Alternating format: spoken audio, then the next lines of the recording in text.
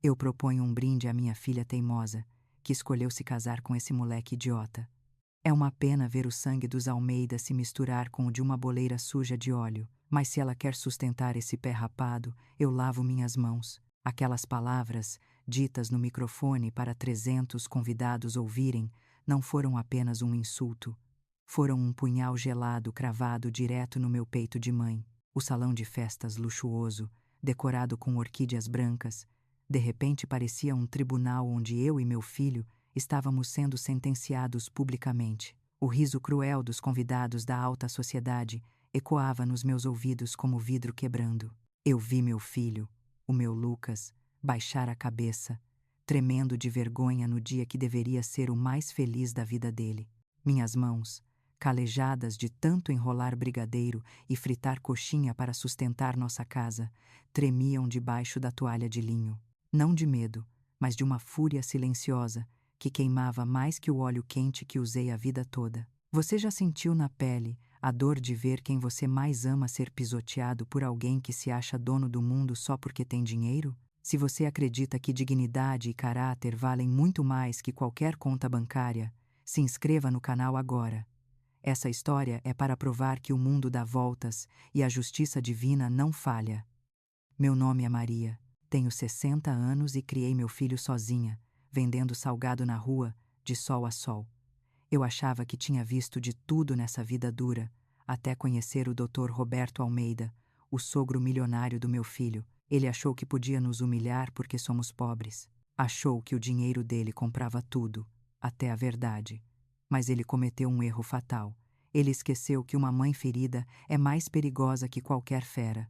E naquela noite, eu estava prestes a mostrar a ele que a minha coxinha tem mais valor que a fortuna de mentira dele. Minha vida sempre teve cheiro de cebola refogada e massa frita. Para muita gente isso pode parecer ruim, pode parecer cheiro de pobreza ou de trabalho pesado demais. Mas para mim esse cheiro sempre significou dignidade. Foi com o calor do fogão e o óleo quente das minhas panelas que eu construí o homem que o Lucas se tornou. Eu sou a Maria. Tenho 60 anos e minhas mãos contam a minha história melhor do que qualquer documento. Elas são grossas, têm marcas de queimadura de óleo que nunca sumiram e calos de tanto enrolar brigadeiro e fechar coxinha de frango. Eu nunca tive vergonha disso. Pelo contrário, cada centavo que entrou na nossa casa pequena e alugada foi suado e honesto. Eu criei meu filho sozinha depois que meu marido faleceu quando o Lucas ainda era um bebê de colo. Nunca pedi esmola. Nunca dependi da caridade de ninguém. Eu ia para a porta das escolas, ia para a frente das fábricas e vendia meus salgados, um por um, real por real. O Lucas cresceu vendo essa luta. Ele estudava nos livros que eu comprava com o dinheiro das vendas do dia. Ele comia a comida que eu colocava na mesa com o lucro do fim de semana. E ele se tornou um homem bom, um rapaz doce, quieto, estudioso. Ele conseguiu um emprego no banco. Não é gerente nem nada disso ainda, mas é um emprego fixo, com ar-condicionado, com carteira assinada. Para mim aquilo era o topo do mundo. Meu filho não precisava ficar no sol quente como a mãe dele. Eu achei que a nossa vida estava perfeita, simples, mas perfeita. Até o dia em que ele chegou em casa com os olhos brilhando de um jeito diferente. Mãe, eu conheci alguém. Ele me disse enquanto roubava uma bolinha de queijo que eu tinha acabado de fritar. O nome dela é Fernanda. Ela é dentista-mãe. É linda, é inteligente, mas ela é triste. Parece que precisa de carinho, sabe? Eu senti um aperto no peito naquela hora. Instinto de mãe não falha nunca. Eu fiquei feliz por ele, claro, mas fiquei preocupada. Dentista, doutora. Será que uma moça assim ia querer saber de um rapaz simples como o meu Lucas? Mas ele estava apaixonado. E quando o Lucas se apaixona, ele se entrega de corpo e alma. Eles começaram a namorar, e a Fernanda começou a vir na nossa casa. Eu gostei dela. Ela era uma menina bonita, de traços finos, mas tinha um olhar assustado, como se estivesse sempre pisando em ovos. Ela comia minha coxinha e dizia que era a melhor coisa do mundo. Ela sentava no meu sofá velho e conversava comigo com respeito, mas ela falava pouco da família dela. Sempre que eu perguntava dos pais, ela desviava o assunto.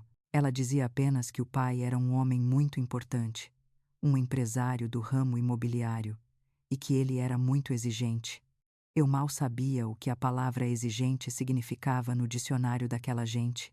Eu fui descobrir da pior maneira possível. 3 meses depois, o Lucas chegou em casa suando frio. Ele estava nervoso. Arrumava a gravata que nem estava torta. Mãe, a Fernanda quer que a gente vá jantar na casa dela. O pai dela quer conhecer a senhora. Hoje, eu gelei. Olhei para o meu avental sujo de farinha. Olhei para as minhas unhas curtas e sem esmalte. Eu não tenho roupa para ir na casa de gente rica, Lucas. Eu disse com vergonha. Não fala isso, mãe. A senhora é a pessoa mais importante da minha vida. A Fernanda disse que o pai dela faz questão. Por favor, mãe. Pelo meu futuro. Eu não consegui dizer não para aquele olhar dele. Eu fui no meu guarda-roupa e peguei meu melhor vestido, um vestido azul marinho que eu usava para ir na missa em dia de festa. Passei um batom clarinho. Soltei o cabelo para tentar esconder um pouco os fios brancos. Tentei me sentir bonita. Tentei me sentir digna, mas quando o Lucas parou o carro dele, um carrinho popular e financiado, na frente daquele portão dourado no bairro do Morumbi, eu me senti uma formiga. A casa não era uma casa, era um palácio. Tinha seguranças na porta, tinha um jardim que parecia parque de novela, tinha colunas brancas enormes na entrada. Eu segurei a bolsa com força contra o peito, como se ela fosse meu escudo. O Lucas apertou a minha mão. Ele também estava tremendo. Nós entramos. Uma empregada de uniforme preto e branco abriu a porta. Ela olhou para nós com um ar de superioridade que me doeu. Nos guiou até uma sala de estar que era maior que a minha casa inteira. O chão era de mármore. Brilhava tanto que eu tinha medo de pisar e sujar. Tinha lustres de cristal, quadros que pareciam de museu, e sofás que custavam mais do que eu ganhava em 5 anos de trabalho. E lá estavam eles, a família Almeida. A Fernanda veio correndo nos abraçar. Ela estava linda, mas estava pálida. Parecia ter medo do próprio ar que respirava naquela casa. Sentada no sofá estava a mãe dela, Dona Clarice, uma mulher magra, de joias caras e olhar vazio. Ela mal se mexeu quando entramos, deu um sorriso fraco e voltou a olhar para o nada. Mas quem dominava o ambiente era ele, o Dr. Roberto Almeida. Ele estava em pé perto da lareira, segurando um copo de uísque. Ele era alto, tinha cabelos grisalhos penteados para trás, usava um terno que parecia ter sido costurado no corpo dele. Ele não sorriu, ele não estendeu a mão, ele apenas nos olhou, de cima a baixo, como se estivesse avaliando o gado, ou como se tivesse encontrado um inseto na sala dele. Boa noite, ele disse com uma voz grave e seca. Então, esse é o rapaz que tirou o juízo da minha filha. E essa deve ser a mãe. A boleira, não é isso. Ele falou a palavra boleira como se fosse um palavrão, como se fosse uma doença. Boa noite, Sr. Roberto. Eu sou a Maria, eu disse tentando manter a minha voz firme. Sim, eu faço salgados e doces para vender, com muito orgulho. Ele deu uma risada curta, sem humor nenhum. Orgulho. Interessante. Fernanda me disse que a senhora sustenta a casa vendendo comida na rua. Deve ser uma vida muito difícil. Imagino que o seu filho esteja procurando uma forma de sair dessa vida. Não é, rapaz? Ele olhou para o Lucas. O meu filho ficou vermelho. Não, senhor Dr. Roberto. Eu trabalho no banco. Eu tenho o meu salário. Eu amo a sua filha, não o dinheiro do senhor.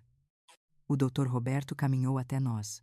O cheiro do perfume dele era forte, enjoativo. Ele parou na frente do Lucas e tomou um gole do uísque. Banco, você é caixa. Atendente, você lida com o dinheiro dos outros, mas nunca teve dinheiro de verdade na mão. Não é? Pai, por favor. Fernanda tentou intervir. A voz dela era um sussurro apavorado. Cala a boca, Fernanda. Eu estou conversando com o seu namorado. Roberto cortou a filha sem nem olhar para ela. Dona Clarice no sofá se encolheu ainda mais, como se quisesse desaparecer. O jantar foi a experiência mais humilhante da minha vida. Nós sentamos numa mesa enorme, cheia de talheres que eu nem sabia para que serviam. A comida era pouca e chique.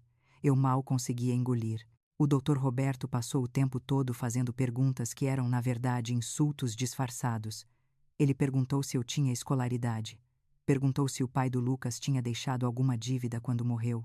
Perguntou se a gente morava em favela. Ele perguntou se o Lucas sabia quanto custava manter uma mulher como a Fernanda. A minha filha está acostumada com o melhor Dona Maria, ele disse limpando a boca com um guardanapo de linho. Ela gosta de viagens para a Europa. Ela gosta de roupas de grife. O seu filho pode dar isso para ela. Ou ele está esperando que eu banque a vida boa dos dois. Eu larguei o talher no prato.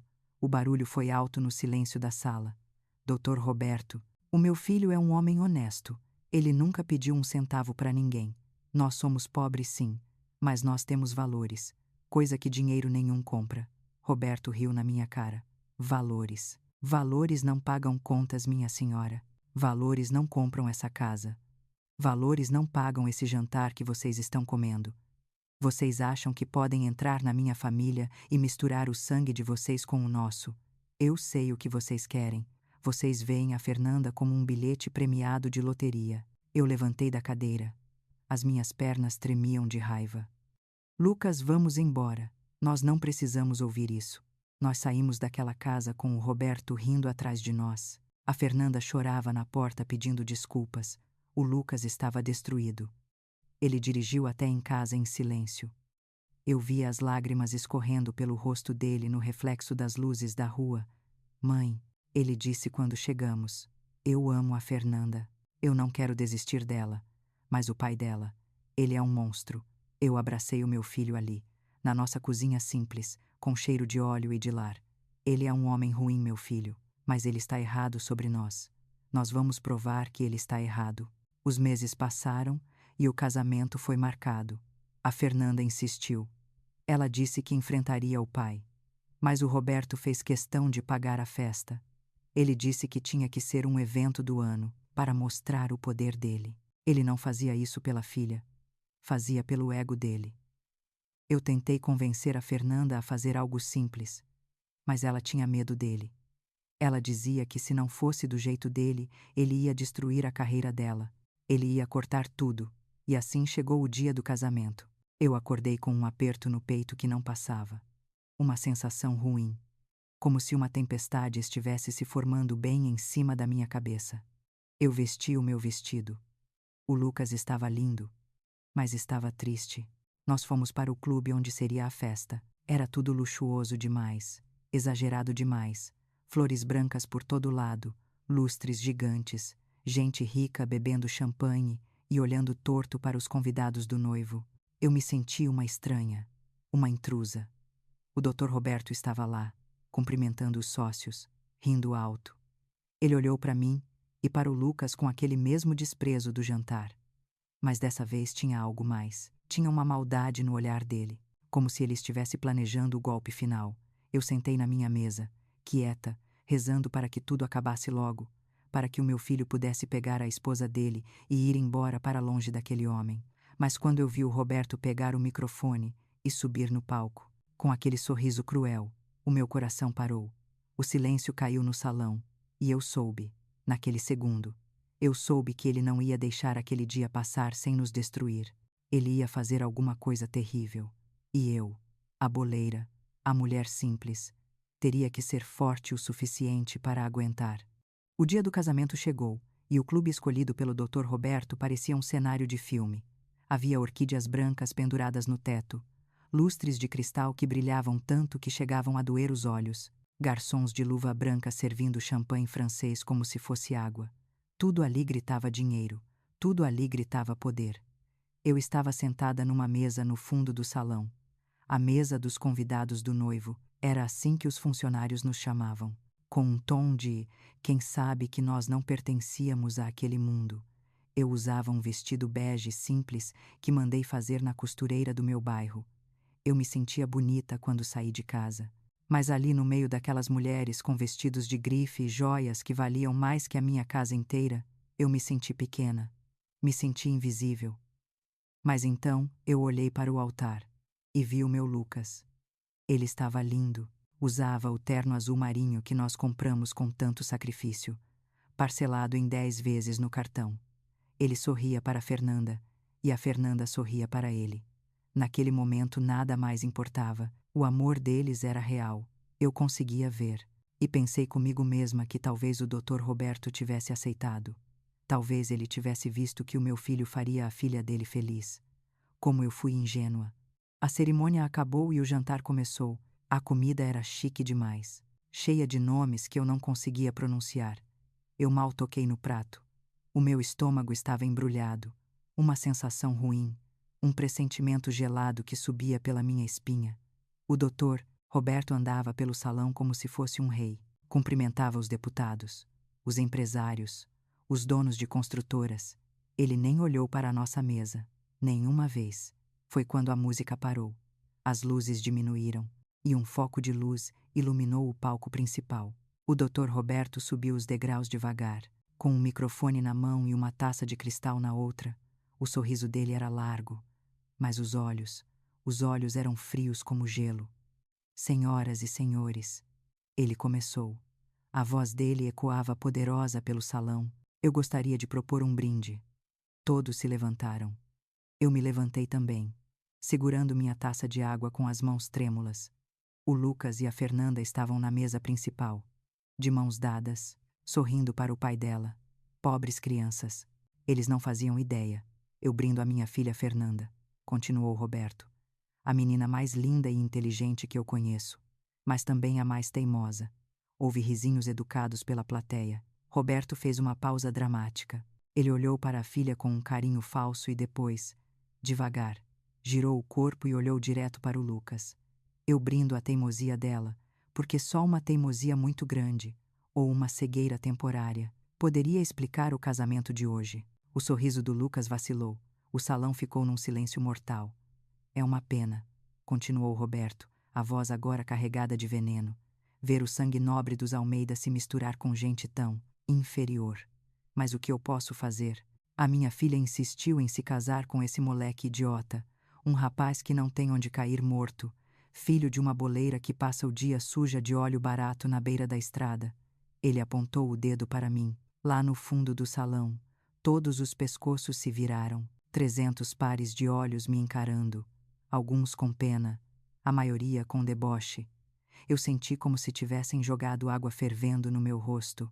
O ar me faltou. O meu coração batia tão forte que parecia que ia rasgar o peito. Mas se ela quer sustentar esse pé rapado, Roberto concluiu erguendo a taça. Eu lavo as minhas mãos. Que eles sejam felizes com o salário mínimo dele e as coxinhas gordurosas da mãe. Um brinde ao erro da minha filha. E ele bebeu. E o pior de tudo, as pessoas riram.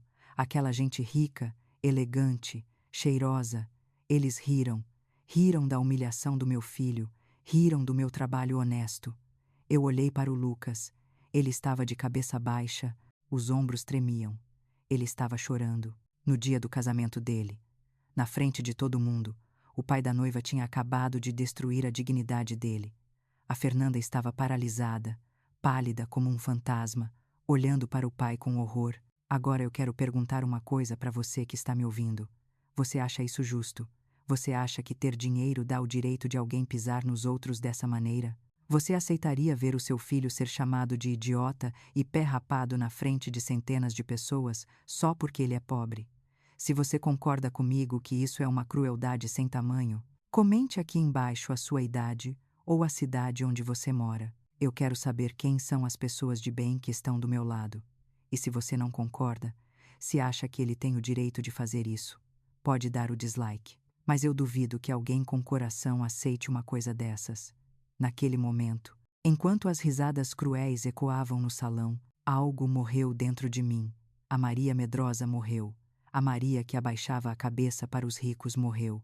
A Maria que tinha vergonha de ser pobre morreu.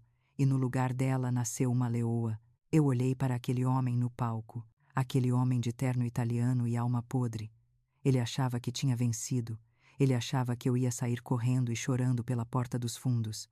Ele achava que a minha coxinha valia menos que o caviar dele, mas ele estava errado, muito errado. Ele não sabia o que eu carregava na minha bolsa velha de couro sintético. Ele não sabia das noites que eu passei em claro investigando a vida dele. Ele não sabia que aquele império de mármore e ouro era construído em cima de areia movediça e mentiras sujas. Eu sequei uma lágrima solitária que escorreu pelo meu rosto. Respirei fundo. O cheiro das flores caras agora me dava náuseas. Eu empurrei a cadeira para trás. O barulho da madeira arrastando no chão fez algumas pessoas olharem para mim. Eu me levantei.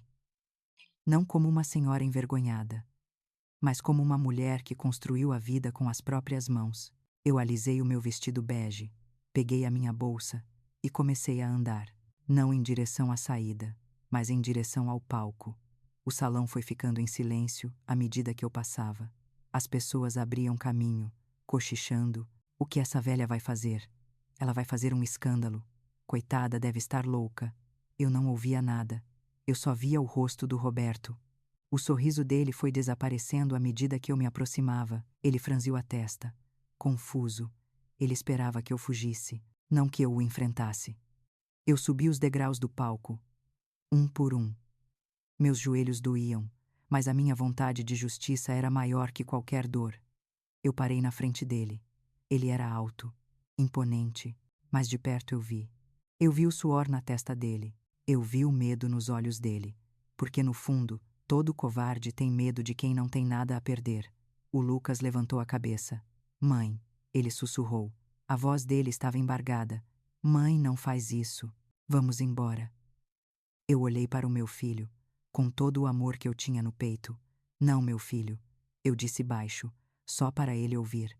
Nós não vamos embora. Nós não vamos baixar a cabeça. Hoje não. Eu me virei para o Roberto. Ele segurava o microfone com força, como se fosse uma arma. Me dá isso aqui, eu disse. A minha voz saiu calma, gelada. O que você pensa que está fazendo sua? Ele começou a rosnar, mas eu fui mais rápida. Eu arranquei o microfone da mão dele. O som da microfonia fez todo mundo tapar os ouvidos. Agora é a minha vez de falar. Doutor Roberto, eu me virei para a plateia. 300 rostos me encarando. O silêncio era tão absoluto que dava para ouvir o gelo derretendo nos baldes de champanhe.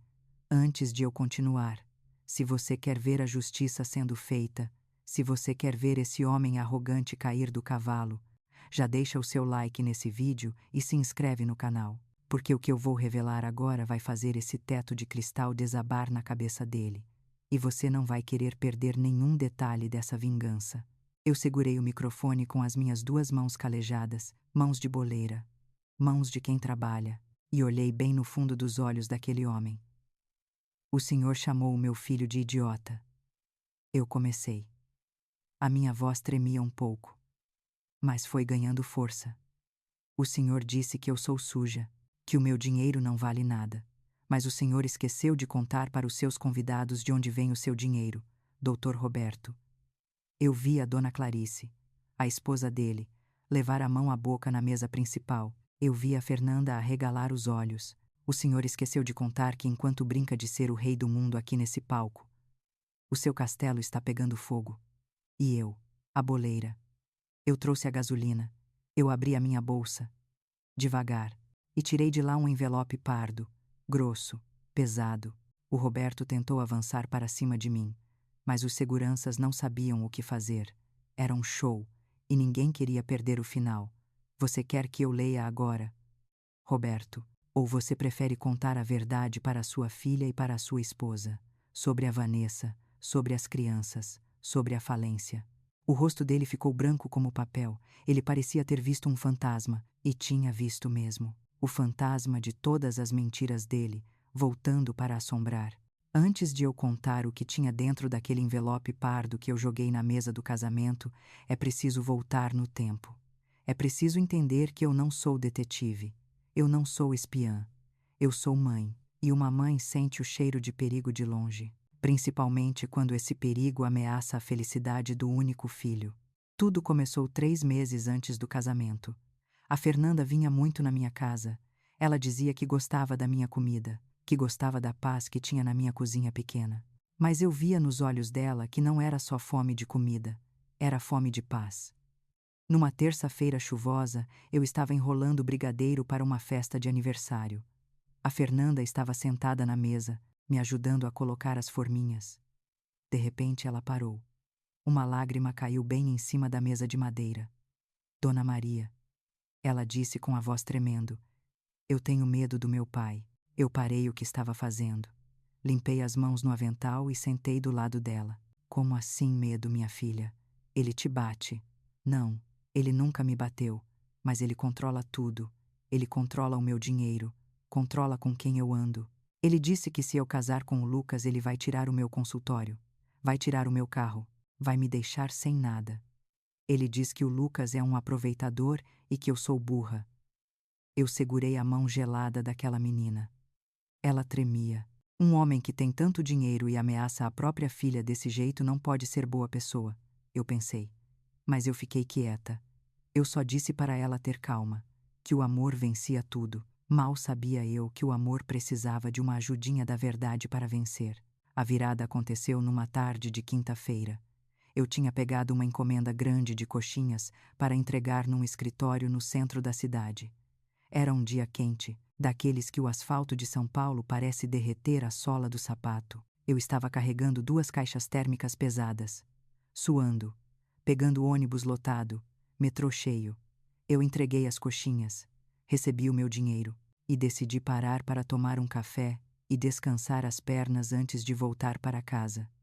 Eu entrei numa galeria antiga, dessas que tem no centro, um lugar mais reservado, longe da muvuca da rua 25 de Março. Eu sentei numa mesinha no fundo, pedi um café preto e um pão de queijo. Enquanto eu soprava o café quente, eu olhei para a vitrine de uma loja de brinquedos caros que ficava do outro lado do corredor da galeria. E foi aí que eu vi. Era ele, o Dr. Roberto Almeida, mas ele não estava de terno de executivo. Ele estava usando uma camisa polo, bermudas, óculos escuros. Ele parecia mais jovem, mais relaxado, e ele não estava sozinho. Uma mulher jovem, muito bonita, de cabelos cacheados e corpo escultural, estava pendurada no braço dele.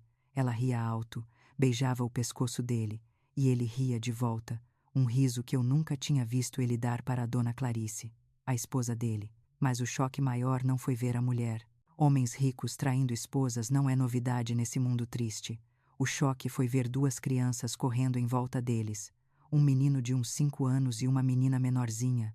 Papai, papai, compra aquele carrinho. O menino gritou puxando a bermuda do Roberto. E o Roberto, o homem que chamou meu filho de pé rapado, o homem que humilhou a gente no jantar, se abaixou, pegou o menino no colo e disse: "O papai compra tudo o que você quiser, campeão." Eu fiquei paralisada. A xícara de café quase caiu da minha mão. Aquele homem tinha uma segunda família, uma família completa, escondida no meio da tarde no centro da cidade. Eu me escondi atrás de uma pilastra. O meu coração batia na garganta. Eu vi ele entrar na loja de brinquedos com a mulher e as crianças. Eu vi ele passar o cartão sem nem olhar o preço. Eu vi o carinho, a atenção, tudo aquilo que a Fernanda me disse que nunca teve. Ele dava para aquelas crianças. A raiva subiu pelo meu corpo como um fogo. Ele dizia que nós éramos inferiores. Ele dizia que o Lucas era um interesseiro.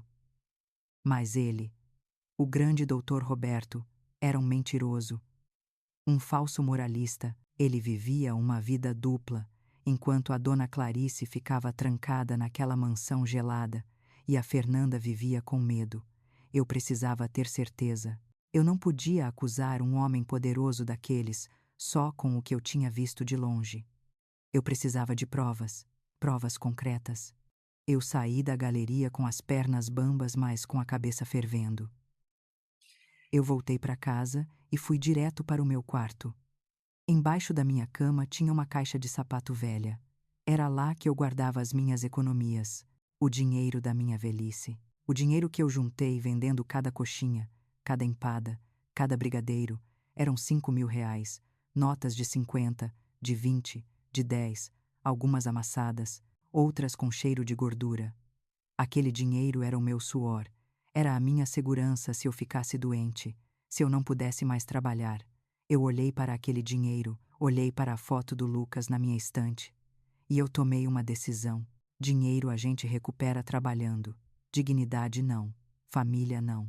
Eu não ia deixar o meu filho entrar numa família podre sem saber a verdade. Eu não ia deixar a Fernanda ser manipulada por aquele monstro o resto da vida. Eu peguei o dinheiro, coloquei na bolsa e fui procurar o Paulo. O Paulo era um antigo cliente meu. Ele comia pastel na minha banca quando era mais novo. Hoje ele dizia que era detetive particular. O escritório dele ficava numa sobreloja no bairro da Lapa. Não era bonito. Tinha cheiro de cigarro e papéis velhos espalhados por todo lado, mas diziam que ele era bom, que ele descobria até o que o diabo escondia. Dona Maria, o que a senhora faz aqui? Ele perguntou surpreso quando me viu entrar. Trouxe coxinha. Não, Paulo. Hoje eu vim como cliente. Eu disse colocando o maço de dinheiro em cima da mesa dele. Ele olhou para o dinheiro. Olhou para mim. Ficou sério na hora. O negócio é grave, Dona Maria. É muito grave, Paulo. Eu quero que você descubra tudo sobre a vida do Dr. Roberto Almeida. Tudo.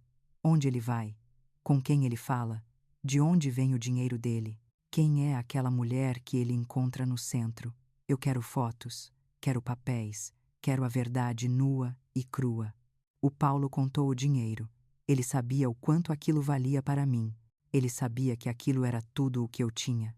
Pode deixar, Dona Maria. Se esse homem tem um segredo, eu vou desenterrar. Eu voltei para casa com a bolsa vazia e o coração cheio de medo, mas também de esperança. Eu não sabia o que o Paulo ia encontrar. Eu achava que era só uma traição, uma amante, uns filhos fora do casamento. Eu não imaginava que o buraco era muito mais fundo. Eu não imaginava que ao puxar aquele fio solto, eu ia desfazer o tecido inteiro da vida do Dr. Roberto. Naquela noite o Lucas chegou em casa feliz. Mãe, a gente escolheu as flores do casamento. Vai ser tudo branco. O sogro disse que tem que ser orquídea importada. Eu sorri para o meu filho. Um sorriso triste, se ele soubesse quem era o sogro dele de verdade. Se ele soubesse que a mãe dele tinha acabado de gastar todas as economias para investigar aquele homem. Está tudo bem, mãe. A senhora parece preocupada. Ele perguntou me dando um beijo na testa. Está tudo bem, meu filho. É só cansaço do trabalho. Eu menti. Pela primeira vez na vida eu menti para o meu filho. Mas era uma mentira necessária. Uma mentira para proteger a verdade que estava por vir. Eu fui dormir rezando, pedindo a Deus que eu estivesse errada, que o Roberto fosse apenas um homem arrogante e infiel. Mas lá no fundo, o meu instinto de mãe gritava que tinha coisa pior, muito pior, e o Paulo ia me ligar em breve para confirmar os meus piores pesadelos. A semana seguinte foi a mais longa da minha vida. Cada minuto parecia uma hora, cada hora parecia um dia.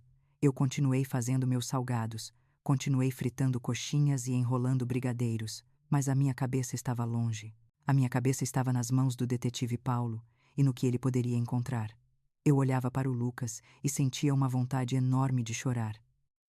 Ele estava tão feliz, tão cheio de esperança. Ele falava do casamento como se fosse o começo de um conto de fadas. Ele não via a nuvem negra que estava parada em cima das nossas cabeças. Eu me sentia culpada por esconder isso dele, mas eu sabia que precisava ter certeza antes de falar qualquer coisa. Uma acusação sem provas é apenas fofoca. E eu não sou fofoqueira. Eu sou mãe. Finalmente o telefone tocou. Era uma quarta-feira cinzenta. O céu de São Paulo estava daquela cor de chumbo que promete tempestade. Atendi com o coração na boca. Dona Maria. Era a voz do Paulo, rouca, séria. A senhora pode vir aqui no escritório agora? Eu larguei tudo, desliguei o fogão, tirei o avental, peguei a minha bolsa e corri para o ponto de ônibus. A viagem até a Lapa demorou uma eternidade. O trânsito estava parado. As pessoas se empurravam no ônibus, mas eu não sentia nada. Eu só sentia o peso do meu pressentimento. Quando cheguei no escritório, o Paulo estava sentado atrás da mesa velha dele. Ele não estava fumando, o que era um mau sinal. Ele estava com as mãos entrelaçadas em cima de uma pasta preta, grossa, muito grossa. Ele me olhou e eu vi pena nos olhos dele. Senta, Dona Maria, ele disse. A senhora vai precisar de um copo de água. Eu sentei. Minhas mãos suavam frio. O que você descobriu, Paulo? É tão ruim assim? Ele empurrou a pasta na minha direção. Dona Maria, o Dr. Roberto Almeida não é quem a gente pensa. Ele não é só um homem rico e arrogante. Ele é um criminoso. Eu abri a pasta. A primeira coisa que eu vi foram as fotos. Muitas fotos. Fotos do Roberto com aquela mulher do shopping, a Vanessa. Fotos deles jantando em restaurantes que custam o meu aluguel de um mês. Fotos dele buscando as crianças na escola mais cara da cidade. Ele tem 2 famílias, Dona Maria. O Paulo explicou. Ele sustenta a Vanessa e os 2 filhos pequenos com um luxo que a dona Clarice e a Fernanda nunca viram. Ele comprou um apartamento para ela nos Jardins, carro blindado, viagens para a Disney, tudo pago à vista. Eu senti nojo. Aquele homem pregava moralidade, falava em sangue nobre, mas vivia na lama da traição. Mas isso não era o pior. O Paulo virou a página. Aqui está o problema de verdade. Ele apontou para uns documentos cheios de números vermelhos. Eu não sou contador, Dona Maria, mas eu sei ler um balanço. A construtora do Roberto, a famosa Almeida Incorporadora, está falida, quebrada. Como assim quebrada? Eu perguntei sem acreditar. Ele mora numa mansão, ele anda de carro importado, é tudo fachada. O Paulo disse com raiva. Tudo aparência para enganar os outros. Ele deve 12 milhões de reais para os bancos. 12 milhões. A casa no Morumbi está penhorada. O carro está no nome da empresa que está cheia de processos trabalhistas. Ele não paga os funcionários há 3 meses. Eu olhei para os papéis. Eram dívidas e mais dívidas. Processos na justiça. Cobranças de impostos. Mas como ele consegue manter essa vida? Eu perguntei. Roubando. O Paulo disse a palavra com peso. Ele está aplicando um golpe antigo, mas perigoso. Ele vende apartamentos que não existem. Ele pega o dinheiro da entrada dos compradores. Promete construir o prédio. Mas nunca coloca um tijolo no chão. Ele usa o dinheiro novo para pagar as dívidas velhas e para sustentar a vida de luxo da amante. O Paulo me mostrou uma lista de nomes. Essas são as vítimas. Pessoas que deram as economias da vida inteira sonhando com a casa própria. E o Roberto gastou tudo em champanhe e presentes para a Vanessa. O meu estômago revirou. Eu lembrei do Lucas. Do meu filho honesto que nunca pegou uma bala sem pagar. Ele estava prestes a entrar para essa família. E tem mais. O Paulo continuou. E essa parte é a que me dá mais medo pela senhora e pelo Lucas. Sabe por que ele está fazendo esse casamento gigante? Sabe por que ele insistiu em fazer uma festa milionária para a Fernanda? Eu neguei com a cabeça. Para conseguir mais dinheiro. O Paulo disse. Ele convidou investidores, políticos, banqueiros. Ele quer usar o casamento para mostrar que ainda é poderoso, que tem dinheiro. Para conseguir novos empréstimos, novos sócios para os prédios fantasmas dele. Ele está usando a própria filha como isca. Eu senti uma lágrima escorrer. Pobre Fernanda. Ela achava que o pai estava fazendo a festa por amor, mas era só mais um negócio. Ela era apenas uma peça no tabuleiro dele. E o Lucas? Eu perguntei com a voz falhando. Onde o Lucas entra nisso? O Lucas é a cortina de fumaça perfeita, o Paulo explicou. Um genro bancário, honesto, sem vícios. Ele dá credibilidade para a família. E se o Roberto cair, ele pode tentar jogar a culpa em alguém de dentro do banco. Quem sabe? Esse homem não tem escrúpulos, Dona Maria. Eu fechei a pasta. O peso daqueles papéis parecia o peso do mundo. Eu tinha nas minhas mãos a prova de que o homem que nos humilhou era um monstro. Ele chamou a senhora de boleira suja. O Paulo lembrou. Mas as mãos dele estão muito mais sujas que as da senhora. As da senhora estão sujas de farinha. As dele estão sujas de crime. O que eu faço, Paulo? Eu perguntei. Se eu contar isso agora, o casamento acaba. A Fernanda vai sofrer. O Lucas vai sofrer. Se a senhora não contar, eles vão sofrer muito mais depois. O Paulo disse sério. Quando a polícia bater na porta, quando os credores tomarem tudo, quando a Fernanda descobrir que o pai usou o casamento dela para roubar mais gente, a dor vai ser muito maior. Eu paguei o Paulo, agradeci, e saí do escritório abraçada com aquela pasta preta. A chuva tinha começado a cair, uma chuva fina e gelada. Eu andei pelas ruas da Lapa sem rumo. Os carros passavam jogando água na calçada, mas eu não me importava. Eu pensava na Fernanda, naquela menina triste que só queria o amor do pai. Eu pensava na dona Clarice, aquela mulher apagada que vivia numa mentira há anos. E pensava no meu Lucas, o meu menino de ouro. Eu cheguei em casa ensopada. O Lucas estava na sala, experimentando a gravata do casamento. Mãe. A senhora se molhou toda. Ele disse preocupado. Onde a senhora estava? Eu fui resolver umas coisas, meu filho. Eu disse escondendo a pasta atrás das costas. Olha, mãe.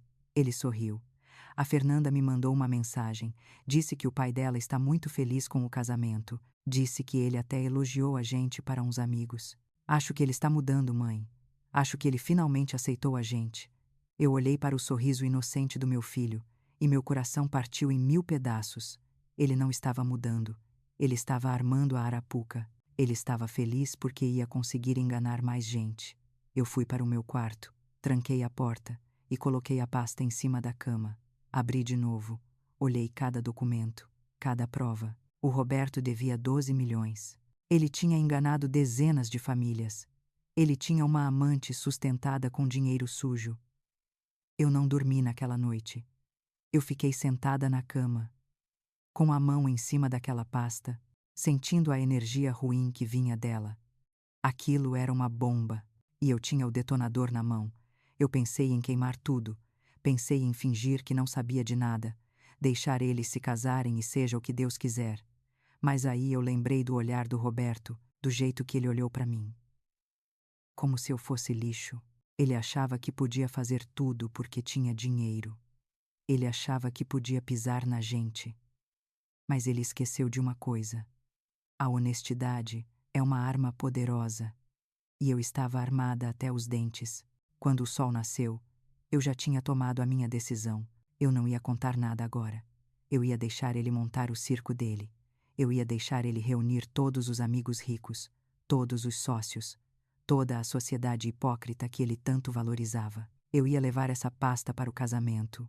Se ele se comportasse, se ele tratasse o meu filho com respeito, talvez eu conversasse com ele em particular depois. Talvez eu desse uma chance dele se entregar, mas se ele tentasse alguma gracinha, se ele tentasse humilhar o meu Lucas de novo, aí ele ia ver do que uma mãe boleira é capaz. Eu guardei a pasta na minha bolsa de festa. A bolsa que eu ia usar no casamento, ela ficou pesada, mas eu aguentava o peso. Eu carreguei peso a vida inteira. No dia seguinte, eu acordei o Lucas com um café da manhã especial. Fiz bolo de milho, pão de queijo, café fresco. Come, meu filho. Eu disse beijando a cabeça dele. Você vai precisar de muita força. Por quê, mãe? Ele perguntou rindo. É só um casamento. Não é uma guerra. Eu sorri de volta, mas por dentro eu sabia. Era uma guerra, sim. E nós estávamos indo para o campo de batalha. O Roberto tinha o dinheiro, tinha o poder, tinha a voz grossa. Mas eu tinha a verdade. E a verdade, meu filho, a verdade derruba qualquer castelo, mesmo os de mármore e ouro do Morumbi.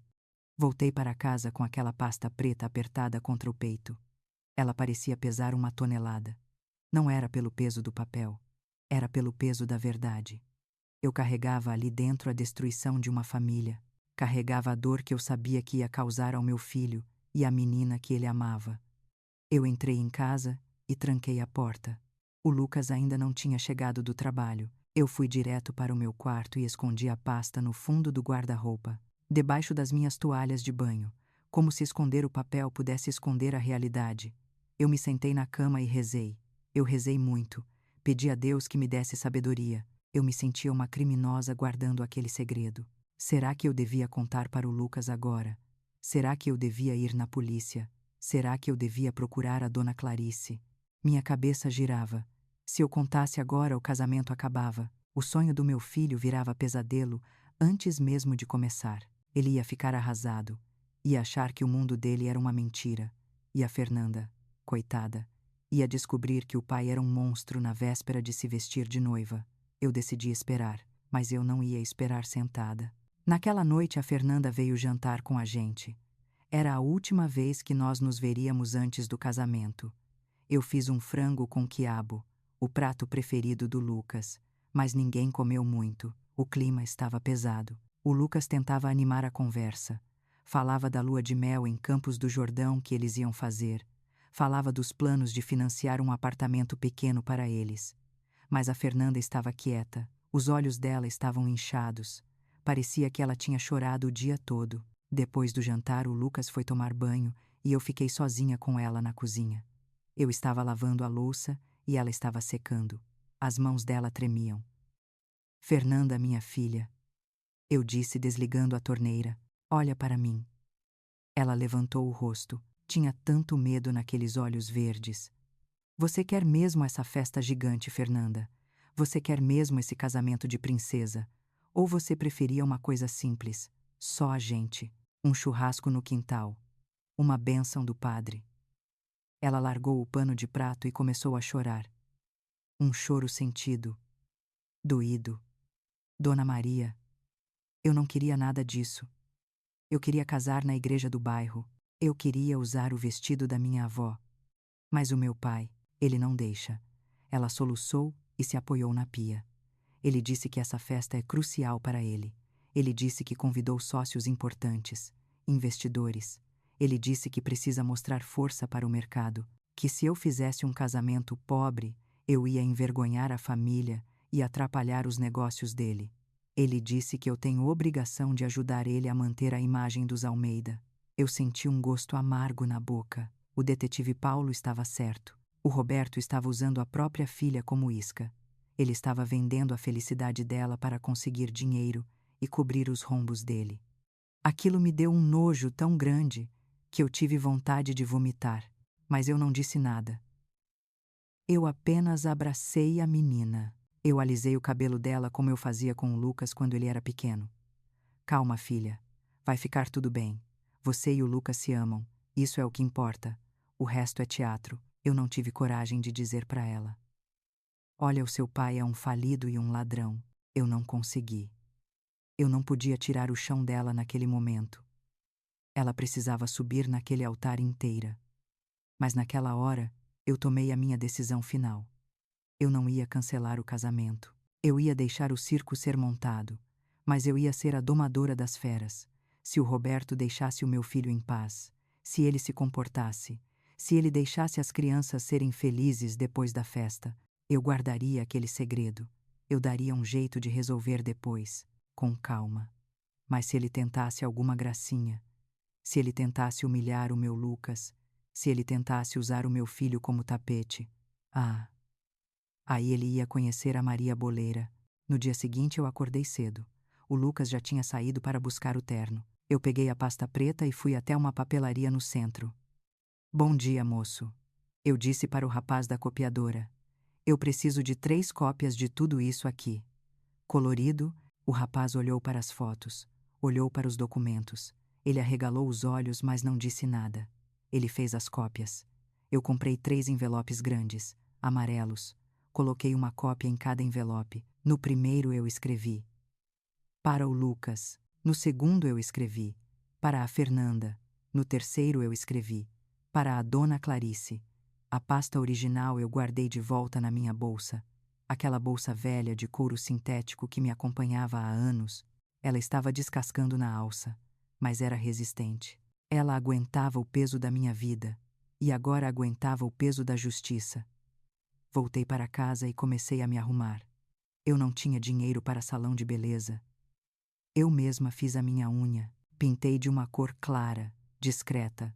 Arrumei o meu cabelo, prendi num coque firme, passei o meu batom.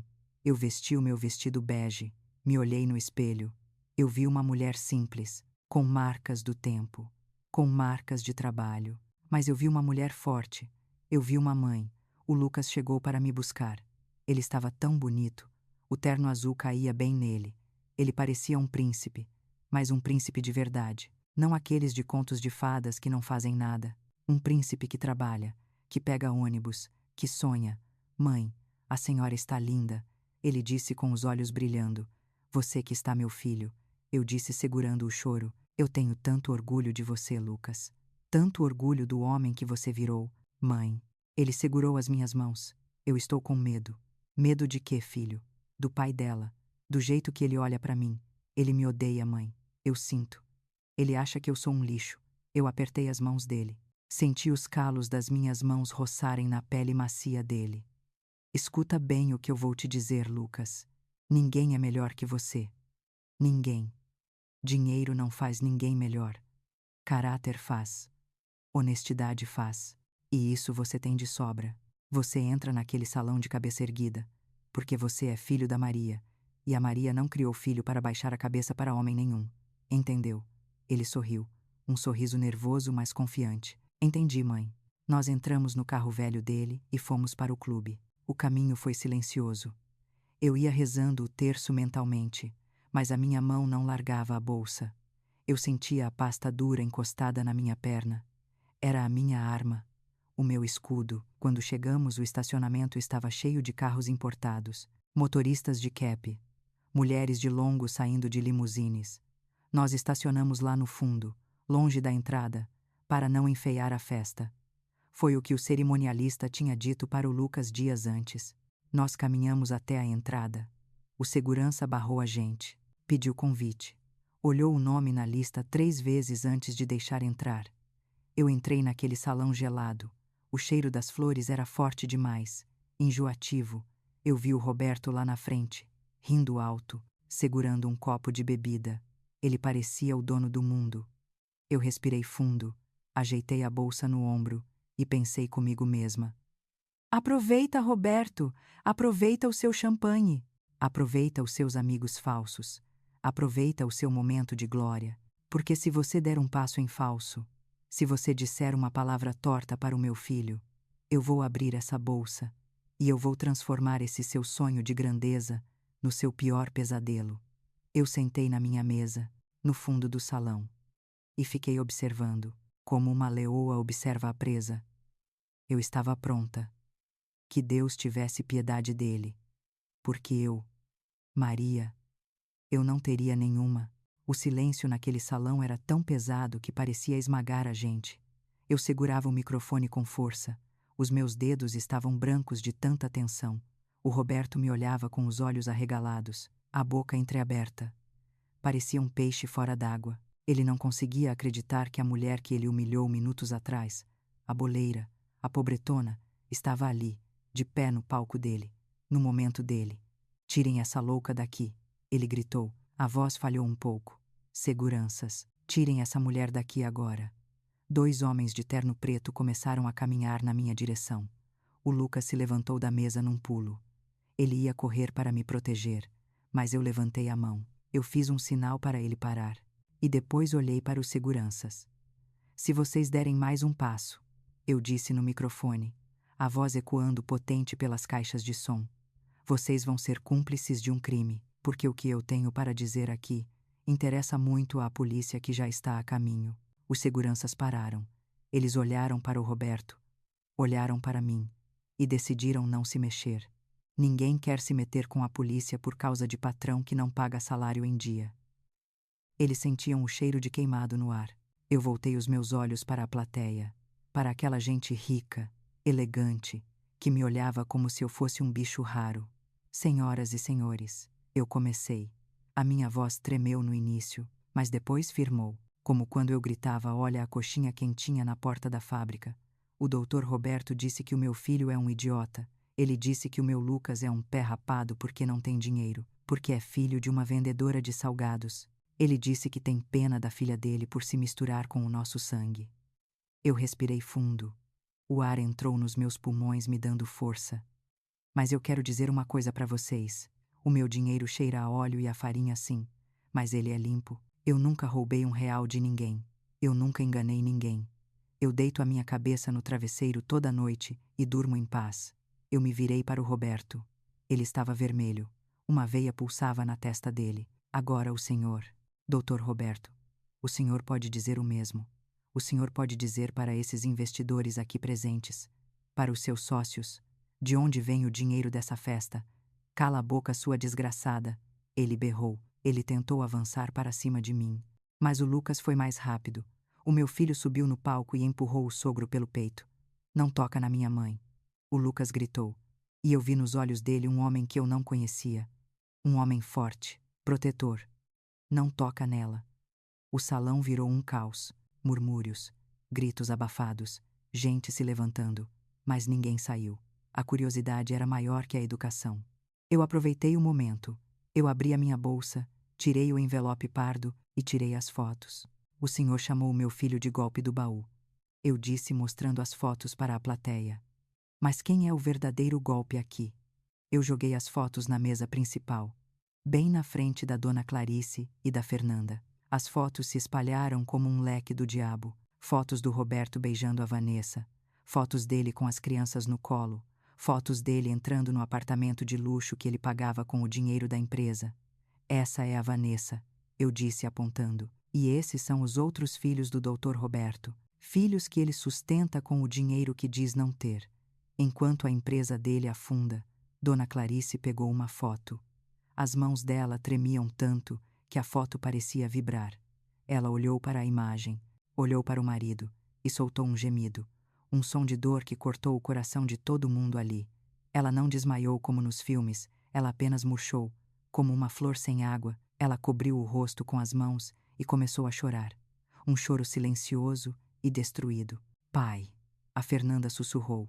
O que é isso, pai? É mentira, é montagem. O Roberto gritava, desesperado.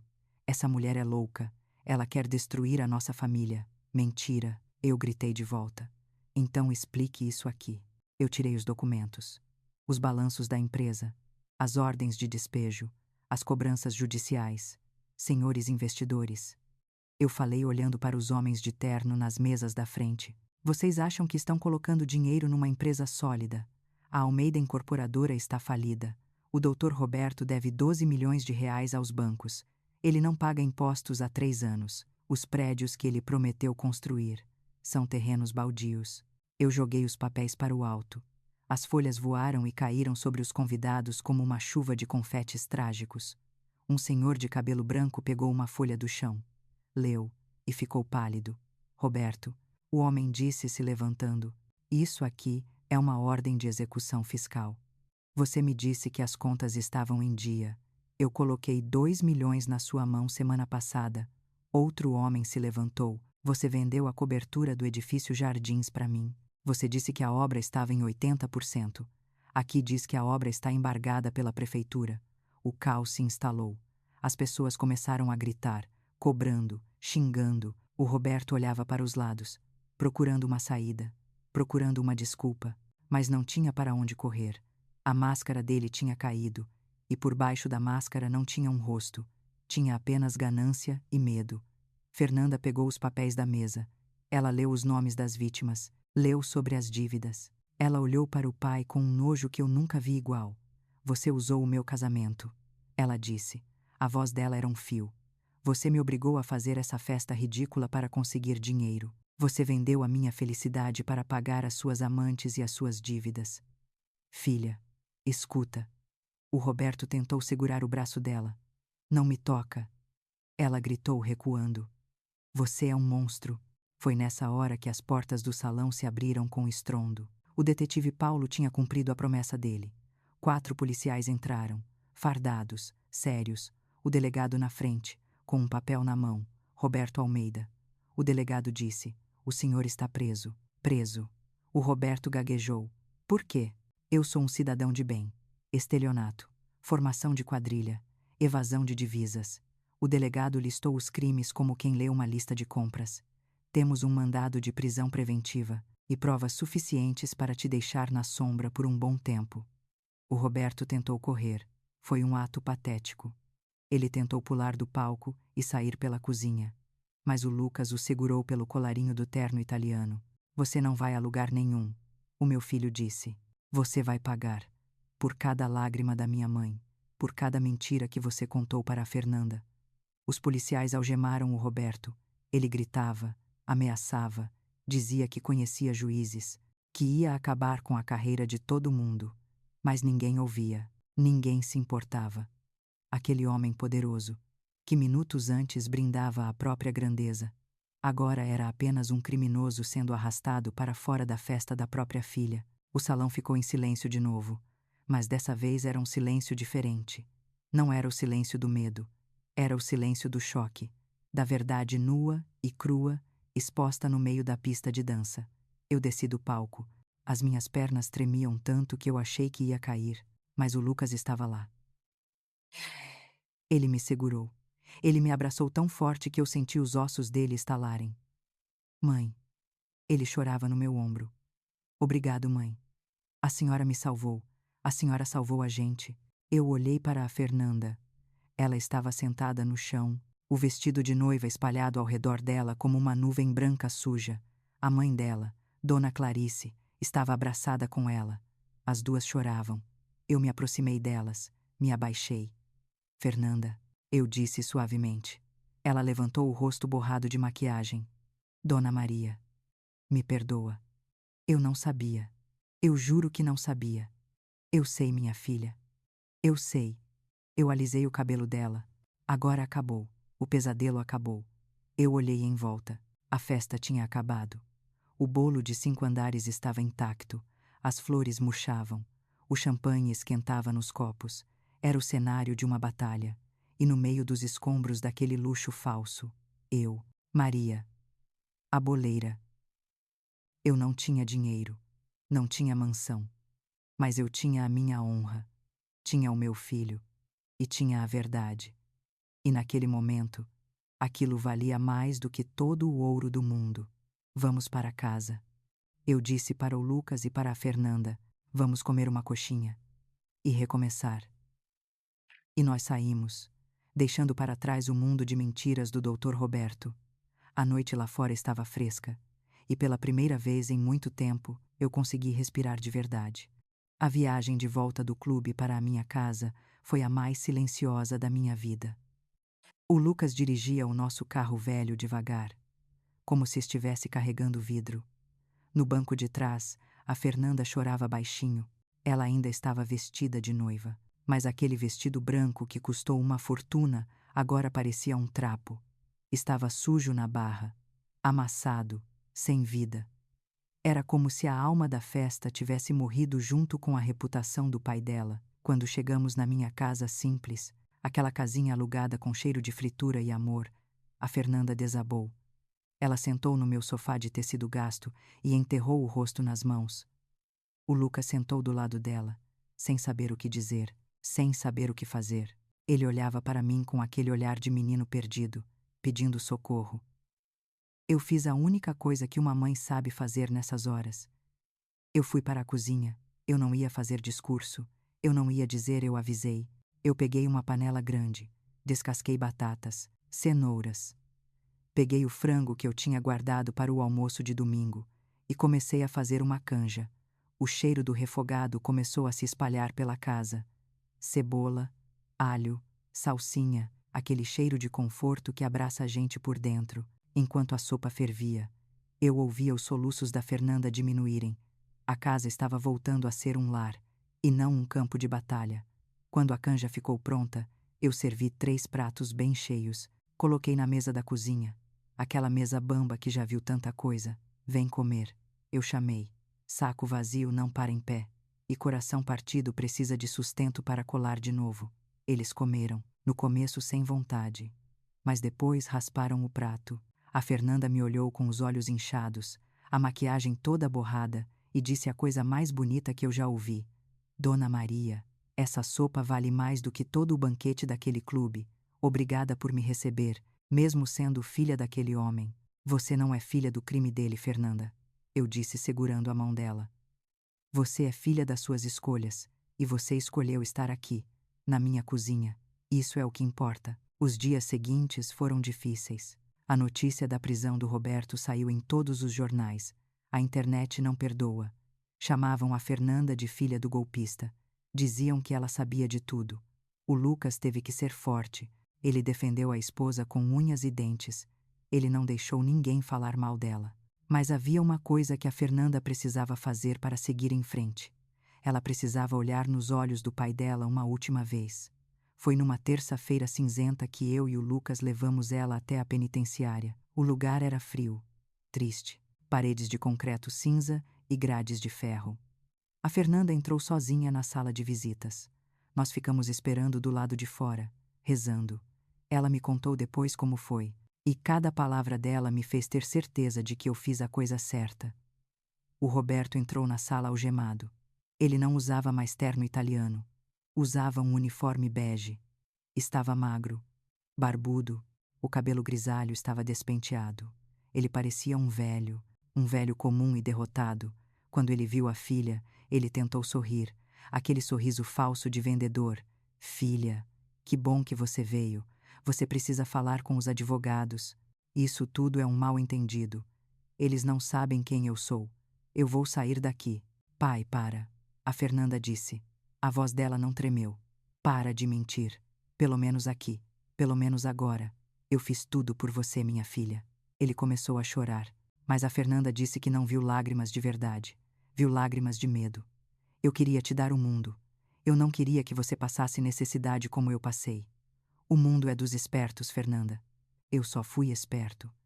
Você não foi esperto, pai. Você foi criminoso. A Fernanda respondeu. Você roubou o sonho de famílias pobres. Você enganou a mamãe. Você me usou. Você usou o meu casamento para conseguir dinheiro. Isso não é amor. Isso é negócio. Mas eu sou seu pai. Ele gritou batendo na mesa. Você me deve respeito. Eu te devia respeito quando eu achava que você era um homem honrado. A Fernanda levantou. Agora eu só sinto pena, pena de um homem que teve tudo e jogou fora por ganância. Ela virou as costas e caminhou até a porta. Fernanda, não me deixa aqui, ele gritou. Adeus, pai. Ela saiu daquela sala e quando me abraçou no estacionamento, eu senti que ela estava mais leve. Ela tinha deixado lá dentro o peso de ser a filha perfeita do Dr. Roberto. Agora ela era apenas a Fernanda, a dentista, a esposa do Lucas, a minha nora. Mas a surpresa maior veio da dona Clarice. Eu achava que ela ia me odiar. Afinal, eu fui a responsável por destruir a vida de fachada dela. Eu fui a mulher que jogou as fotos da traição na mesa dela. Mas uma semana depois do escândalo, alguém bateu na minha porta. Era ela, mas não era a dona Clarice do jantar no Morumbi. Ela não usava joias, não usava roupas de marca. Ela estava com uma calça jeans simples, uma camisa branca e sapatilhas. O rosto dela estava limpo, sem maquiagem, e ela parecia 10 anos mais jovem. Dona Maria, posso entrar? Ela perguntou tímida. Claro, Dona Clarice. A casa é simples, mas o coração é grande. Nós sentamos no sofá. Eu servi um café fresco. Ela segurou a xícara com as 2 mãos, como se precisasse se aquecer. Eu vim agradecer, ela disse olhando para o café. Agradecer. Eu perguntei surpresa. Eu destruí o seu casamento, Dona Clarice. Não, Dona Maria. A senhora destruiu a minha prisão. Ela levantou os olhos e eu vi uma força que eu não sabia que ela tinha. Eu sabia, ela confessou. Lá no fundo, eu sabia que tinha algo errado. Ele chegava tarde, cheirava a perfume barato, gastava dinheiro que a gente não tinha. Mas eu tinha medo. Medo de ficar pobre, medo de ficar sozinha, medo do que a sociedade ia falar. Eu preferia fechar os olhos e viver na mentira. E agora? Eu perguntei. Agora eu acordei. Graças à senhora. Eu pedi o divórcio. O advogado disse que vai ser difícil, que as dívidas vão consumir tudo, mas eu não me importo. Ela sorriu, um sorriso verdadeiro. Eu vendi a mansão. Vendi os carros. Vendi as joias que sobraram. Vou usar o dinheiro para pagar uma parte das famílias que ele roubou. Não vai pagar tudo, mas vai ajudar. E a senhora vai viver onde? Eu tenho uma casinha pequena, uma herança da minha avó no interior. Tem um quintal, tem horta. Eu sempre quis plantar flores, Dona Maria, mas o Roberto dizia que mexer na terra estragava as unhas. Agora eu vou plantar, vou viver do que é meu, do que é verdade. Eu segurei a mão dela. 2 mães, de mundos tão diferentes, unidas pela dor e pela verdade.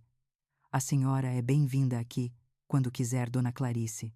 Para comer uma coxinha e conversar, eu vou vir sim.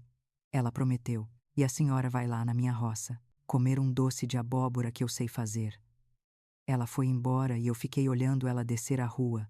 Ela não andava mais de cabeça baixa, ela andava ereta, livre. E o meu Lucas? Ah, o meu Lucas cresceu tanto nesses dias. Ele não era mais aquele menino que baixava a cabeça para o sogro. Ele virou um homem. No trabalho dele, começaram a fofocar.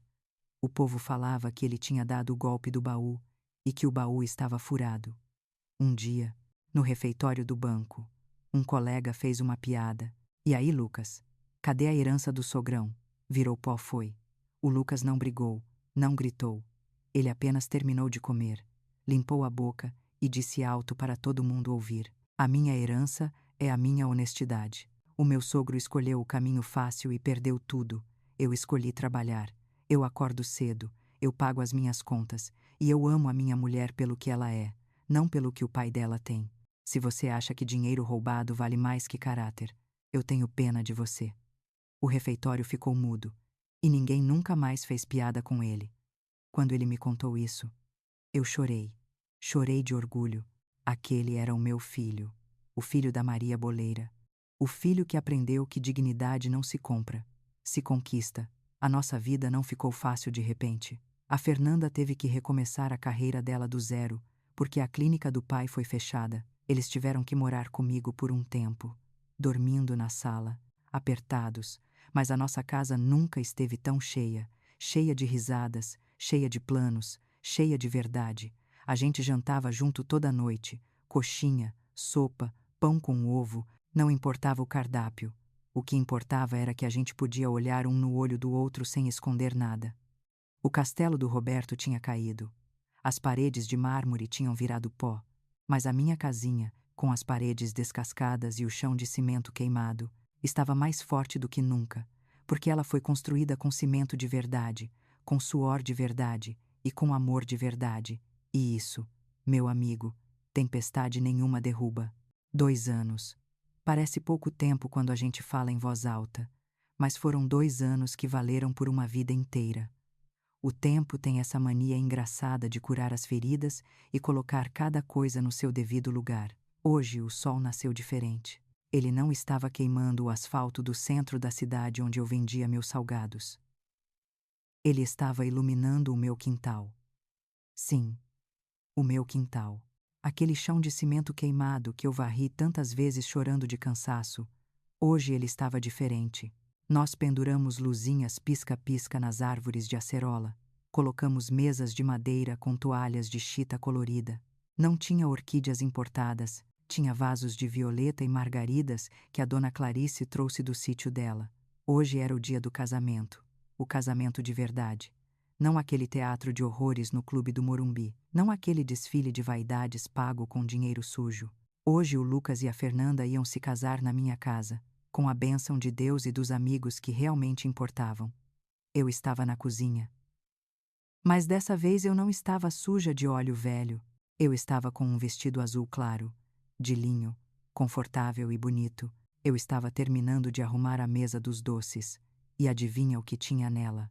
Coxinha, centenas delas, douradas, crocantes, feitas com o mesmo amor que sustentou a minha família por 30 anos. Tinha brigadeiro, beijinho, cajuzinho, não tinha caviar, não tinha escargot, tinha comida de gente de verdade, comida que abraça.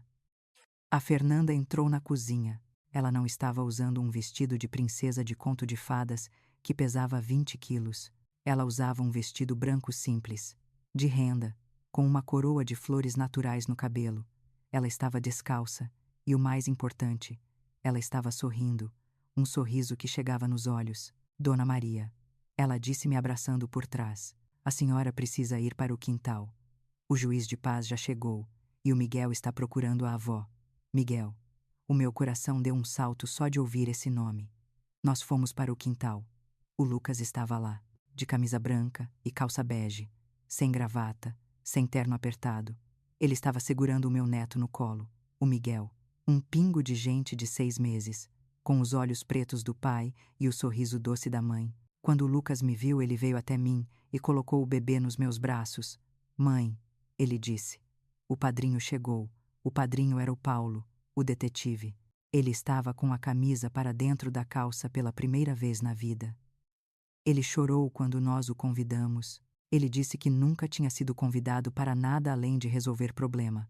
Hoje ele era família. A cerimônia foi rápida. O juiz falou sobre amor, sobre parceria, sobre construir uma vida juntos pedra por pedra. Não teve discurso de grandeza. Não teve humilhação. Teve choro, mas choro de alegria. A dona Clarice estava sentada na primeira fila, bronzeada do sol da roça, com as mãos sujas de terra de quem planta a própria comida. Ela olhava para a filha com um orgulho que o Roberto nunca teve. Quando os noivos se beijaram, o pessoal bateu palma, gritou. O cachorro da vizinha latiu. Foi uma bagunça, uma bagunça linda e honesta. A festa começou, e eu vi a cena mais bonita da minha vida. Eu vi o meu filho comendo coxinha com a mão, rindo com a esposa, sem medo de ser julgado, sem medo de não ser bom o suficiente. Eu vi a Fernanda tirando o sapato e dançando na grama com a mãe dela, livres. Eu sentei numa cadeira de plástico no canto, com o Miguel no colo. Ele segurou o meu dedo com aquela mãozinha gorda e forte. Eu olhei para ele e comecei a conversar baixinho, só eu e ele. Sabe, Miguel, eu disse, o seu outro avô, aquele que você não vai conhecer. Ele achava que era rico, ele achava que podia comprar o mundo. Ele achava que a sua avó Maria não valia nada porque vendia salgado na rua. O bebê sorriu, como se entendesse a piada. Mas deixa eu te contar um segredo, meu amor. A riqueza de verdade não se guarda no banco. O dinheiro do seu avô virou pó. A mansão dele foi vendida para pagar dívida. Os amigos dele sumiram. Hoje ele dorme numa cela fria, sozinho, com a consciência pesada dele. Eu ajeitei a manta dele. A sua avó não tem mansão para te deixar. Eu não tenho conta na Suíça. Eu não tenho carro importado. Mas eu tenho uma coisa muito mais valiosa para te dar. Eu vou te deixar um nome limpo. Eu olhei para as minhas mãos. As mesmas mãos que o Roberto desprezou. Essas mãos aqui, Miguel. Elas nunca pegaram nada que não fosse meu. Elas nunca machucaram ninguém para subir na vida. E é isso que eu vou te ensinar. Eu vou te ensinar que o travesseiro mais macio do mundo é a consciência tranquila. Eu vou te ensinar que a verdade é a única arma que a gente precisa. Ela demora, mas ela vence, sempre.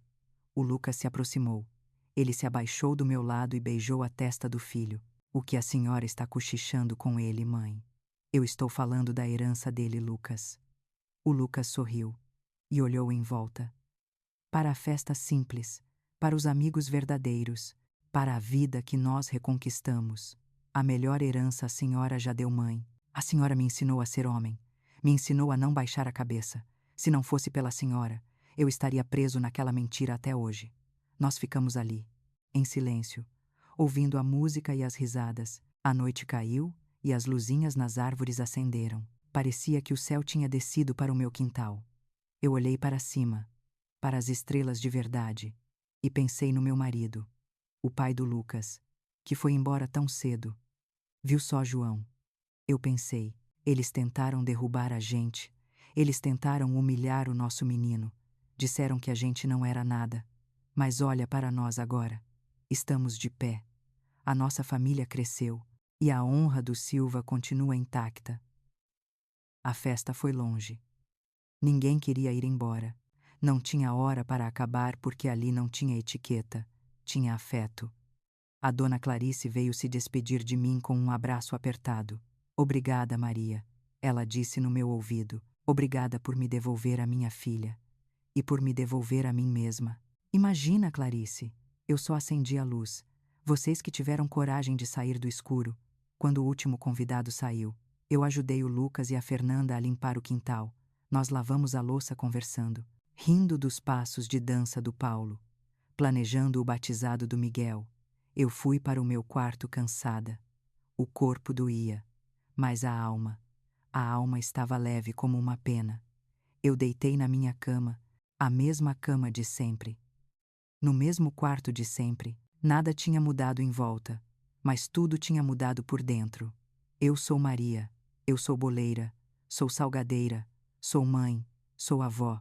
Eu não tenho sobrenome importante, não tenho diploma na parede, mas eu derrubei um gigante. Eu enfrentei o poder e a arrogância com um envelope de papel e a minha voz. Eles dizem que o mundo é dos espertos, dos ricos, dos poderosos. Mas eu descobri que o mundo é de quem tem coragem de ser de verdade. Eu fechei os olhos e dormi. O sono dos justos, sabendo que amanhã eu ia acordar cedo, ia acender o fogão, ia esquentar o óleo e ia fazer a vida acontecer de novo, com trabalho, com honestidade e com muito orgulho. Porque no fim das contas, a minha coxinha vale mais que o ouro deles. Porque a minha coxinha alimenta e o ouro deles. O ouro deles era só bijuteria barata.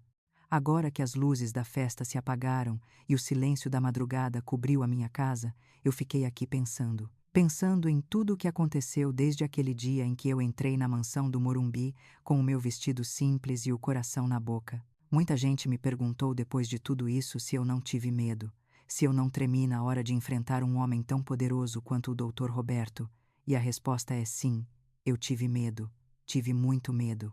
Eu tive medo de perder o meu filho, tive medo de ver a Fernanda sofrer, tive medo de que a minha voz falhasse na hora H, mas sabe o que foi maior que o medo? Foi a certeza de que a dignidade não tem preço. Eu passei a vida inteira ouvindo que eu era menos. Menos porque não tinha estudo, menos porque vendia salgado na rua, menos porque as minhas mãos eram grossas e as minhas roupas eram baratas. O Roberto foi apenas a voz mais alta desse coro de gente que acha que o valor de uma pessoa está na etiqueta da roupa que ela veste. Mas olha só como o mundo dá voltas. Olha como a vida é uma cozinheira caprichosa que sabe exatamente a hora de tirar o bolo do forno. O homem que se achava dono do mundo, que humilhou a minha família na frente de centenas de pessoas. Hoje não tem nada. O dinheiro que ele tanto adorava sumiu. Os amigos poderosos viraram as costas. A família que ele usava como enfeite se libertou. Ele está sozinho numa cela de concreto. E eu? A boleira suja. A pé rapada. Eu estou aqui, cercada de amor, com a consciência limpa e a cabeça erguida. Essa história não é só sobre mim. Não é só sobre a Maria e o Roberto. Essa história é sobre você que está me ouvindo agora. Quantas vezes você baixou a cabeça para alguém porque achou que essa pessoa era melhor que você? Quantas vezes você engoliu o choro para não criar confusão? Quantas vezes você deixou alguém pisar no seu calo porque teve medo de perder um emprego, um relacionamento ou uma amizade? Eu quero te dizer uma coisa olhando nos seus olhos. Ninguém é melhor que você. Ninguém. Não importa se você mora num castelo ou num barraco de madeira. Não importa se você anda de carro importado ou de ônibus lotado. O que define quem você é não é o que você tem no bolso. É o que você tem no peito. É o caráter. É a honestidade. É a capacidade de amar e de proteger os seus. O Roberto tinha milhões, mas ele era pobre. Pobre de espírito, pobre de verdade. Eu tinha farinha e óleo, mas eu era rica. Rica de coragem. Se você está passando por uma situação parecida, se tem alguém na sua vida te fazendo sentir pequena, te fazendo sentir que você não vale nada, lembre-se da Maria. Lembre-se da mulher que subiu no palco e derrubou um gigante com um envelope de papel. Você tem essa força dentro de você. Talvez ela esteja adormecida. Talvez ela esteja escondida debaixo do medo e do cansaço. Mas ela está aí. E quando mexerem com o que você mais ama, essa força vai acordar. E ai de quem estiver na frente. Eu aprendi que a justiça divina não falha. Mas às vezes ela precisa de uma mãozinha da justiça dos homens. Deus dá o caminho. Mas é a gente que tem que ter as pernas para caminhar. Eu podia ter ficado em casa rezando para o Roberto mudar. Mas eu preferi ir à luta. Eu preferi vender o meu almoço para pagar o detetive. Eu preferi arriscar tudo pela verdade. E valeu a pena. Cada segundo de angústia valeu a pena quando eu vi o meu filho livre, quando eu vi a minha nora sorrindo de verdade, quando eu peguei o meu neto no colo e soube que ele ia crescer longe daquela podridão. A minha vida continua a mesma. Eu ainda acordo cedo, ainda queimo o dedo no fogão. Ainda conto as moedas para pagar a luz. Mas agora tudo tem um gosto diferente. O gosto da vitória. Não a vitória de ganhar um troféu, mas a vitória de saber quem eu sou. Eu sou Maria, a boleira, e com muito orgulho, porque foi essa boleira que salvou uma família inteira. Foi essa boleira que ensinou para um doutor de terno e gravata o que é honra. Então, meu amigo e minha amiga, se você chegou até o final dessa história comigo, eu tenho um pedido para te fazer. Não deixe ninguém apagar o seu brilho. Não deixe ninguém dizer que o seu trabalho não vale nada. Todo trabalho honesto é sagrado. Toda mãe que luta pelo filho é uma rainha.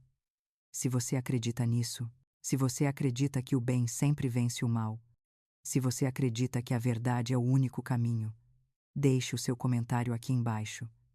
Escreva assim: dignidade não se compra. Eu vou ler cada um. Eu vou curtir cada um, porque eu sei que eu não estou sozinha nessa batalha. E se você conhece alguém que está precisando ouvir isso, alguém que está sendo humilhado, alguém que está perdendo a esperança. Mande esse vídeo para essa pessoa. Talvez seja o empurrão que falta para ela levantar a cabeça e virar o jogo. Não se esqueça de se inscrever no canal, porque a vida da gente é feita de histórias, e eu ainda tenho muitas para contar. Histórias de luta, histórias de superação, histórias de gente de verdade como eu e você. Obrigada por me ouvir, obrigada por entrar na minha cozinha e na minha vida. Agora eu preciso ir. O óleo já está quente e eu tenho uma encomenda de coxinhas para entregar. A vida não para, e a Maria também não. Um beijo grande no seu coração. Fiquem com Deus. E lembrem-se sempre: a verdade demora, mas ela chega. E quando ela chega para libertar. Até a próxima. 10 anos. Dizem que uma década é tempo suficiente para mudar a geografia de um lugar, para mudar o curso de um rio. E eu sou a prova viva de que 10 anos podem mudar o destino de uma vida inteira. Hoje eu não acordo mais às 4 da manhã para fritar salgados na minha cozinha pequena e quente. Quer dizer, eu acordo, mas é por hábito, não por necessidade. Hoje eu tenho 70 anos, os meus cabelos estão completamente brancos, as minhas pernas andam um pouco mais devagar, mas o meu sorriso... o meu sorriso nunca foi tão largo. Estou parada na frente de um prédio de 2 andares, numa avenida movimentada do bairro. Na fachada, um letreiro grande e iluminado diz: Dona Maria, sabor de família. Não é mais uma banca na porta da fábrica, é um restaurante. O meu restaurante, aquele que eu construí coxinha por coxinha, centavo por centavo. O lugar está cheio. Tem fila na porta, pessoas de terno, estudantes, famílias, todos esperando para comer a comida da Maria. A comida que um dia foi chamada de suja e inferior por um homem que se achava Deus. O Lucas agora é o administrador-geral. Ele largou o banco há 5 anos para cuidar do nosso negócio. Ele anda pelo salão com a cabeça erguida, cumprimentando os clientes, sorrindo. Ele não é mais aquele rapazinho assustado. Ele é um empresário respeitado, mas um empresário que conhece o nome de cada funcionário e que não tem vergonha de limpar uma mesa se precisar. A Fernanda é a nossa diretora de marketing. Ela usa a inteligência e a elegância dela para levar a nossa marca para lugares que eu nunca imaginei. Ela ainda trabalha como dentista meio período, porque ela ama o que faz. Mas o coração dela está aqui, nessa construção que é nossa. E o Miguel, o meu neto, agora tem 10 anos. Ele corre pelo salão com um avental que arrasta no chão, oferecendo brigadeiro para as crianças. Ele sabe o valor do trabalho. Ele sabe que aquele império foi construído com farinha e honestidade. Mas o motivo de eu estar contando isso hoje não é para me gabar do meu sucesso. É para contar o último capítulo dessa história. O capítulo que a vida escreveu sozinha, sem a minha ajuda. Era a hora do almoço. O movimento estava no auge.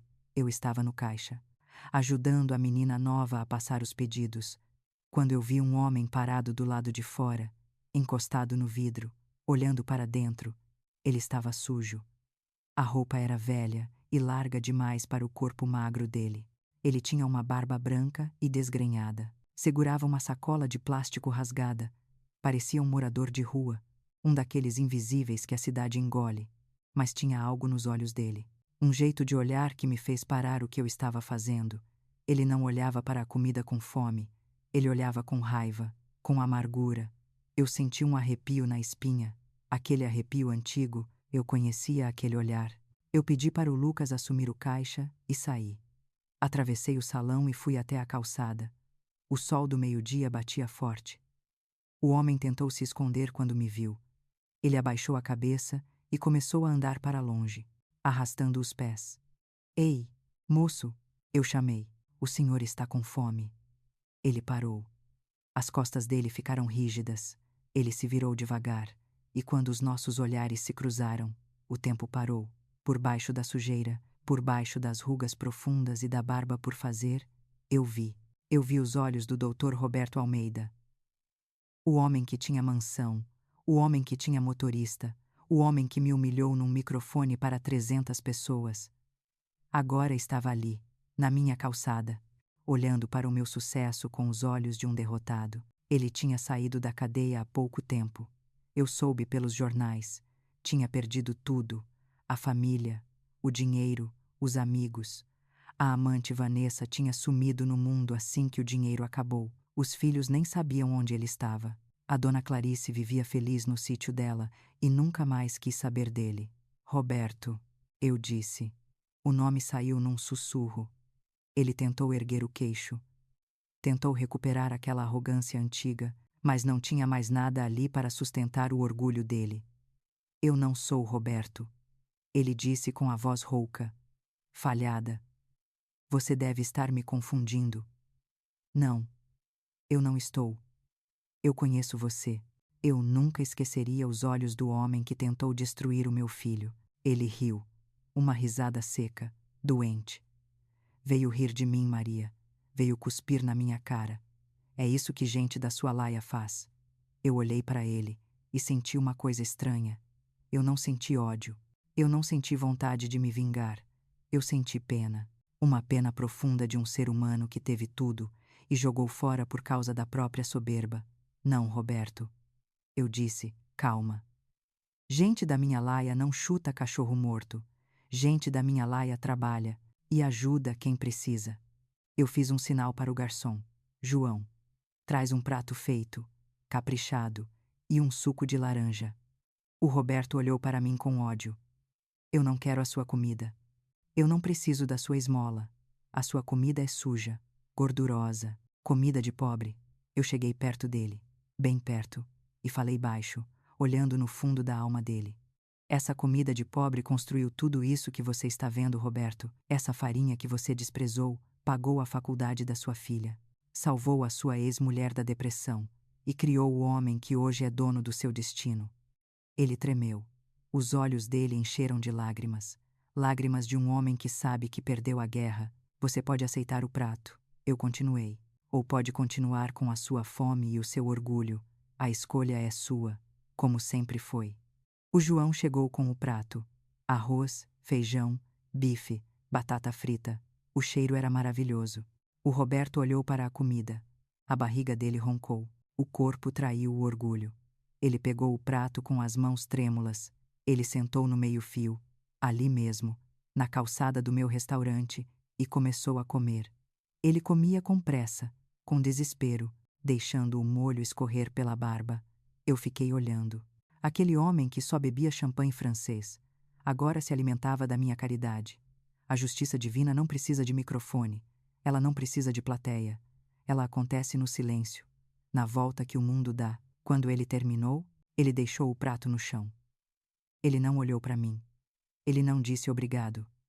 Ele apenas se levantou, pegou a sacola rasgada dele e foi embora, sumindo no meio da multidão da avenida. Eu nunca mais vi o Roberto, mas aquele momento foi o ponto final que faltava na minha história. Eu voltei para dentro do restaurante. O Lucas veio ao meu encontro. Quem era aquele homem-mãe? A senhora conhece. Eu sorri. Limpei uma lágrima que escorria pelo meu rosto. Era um velho conhecido, meu filho. Alguém que me ensinou uma lição muito importante. Que lição, mãe? Que a gente nunca deve se achar melhor que ninguém, porque o mundo gira, e o chão que a gente pisa hoje pode ser o teto de quem a gente humilhou amanhã. O Lucas me abraçou. Forte. A senhora é a melhor pessoa do mundo, mãe. Não, meu filho, eu sou só a Maria, a boleira. E hoje, eu sou a mulher mais rica do mundo, não pelo dinheiro que está no caixa, mas porque eu tenho a minha alma limpa. E assim, 10 anos depois, a história se fechou. O homem que tinha ouro virou pó, e a mulher que tinha farinha virou ouro. Se você chegou até aqui, se você acompanhou a minha luta, a minha dor e a minha vitória, eu quero te deixar um recado final. Nunca deixe ninguém dizer o seu valor. O seu valor não está na roupa que você veste, no carro que você dirige ou no bairro onde você mora. O seu valor está nas suas mãos, no seu trabalho e no seu coração. Acredite em você, lute pelos seus sonhos e nunca, nunca humilhe ninguém, porque a vida, minha amiga, A vida é uma roda gigante, e ela não para de girar. Obrigada por me ouvir. Obrigada por fazer parte da família Dona Maria. Fiquem com Deus. E até a próxima história.